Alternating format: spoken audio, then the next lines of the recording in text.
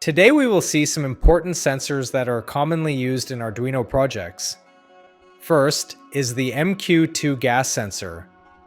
This sensor is used to detect gases like LPG, smoke, and other flammable gases. In simple words, it tells us if harmful gas or smoke is present in the air. It is commonly used in gas leakage detection systems. For example, a safety system that triggers an alarm when gas leakage is detected. Second is the soil moisture sensor. This sensor is used to measure the moisture level in the soil. In simple words, it tells us whether the soil is dry or wet. It is commonly used in smart irrigation systems, for example, an automatic plant watering system that turns on water when the soil becomes dry. Third is the MPU6050 sensor. This is a motion tracking sensor that measures movement and rotation in different directions.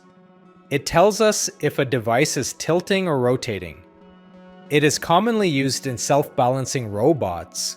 For example, a robot that maintains its balance automatically. Fourth is the sound sensor. This sensor is used to detect sound in the surrounding environment. It can tell us whether sound is present or not. It is commonly used in clap switch projects, for example, a light that turns on when we clap.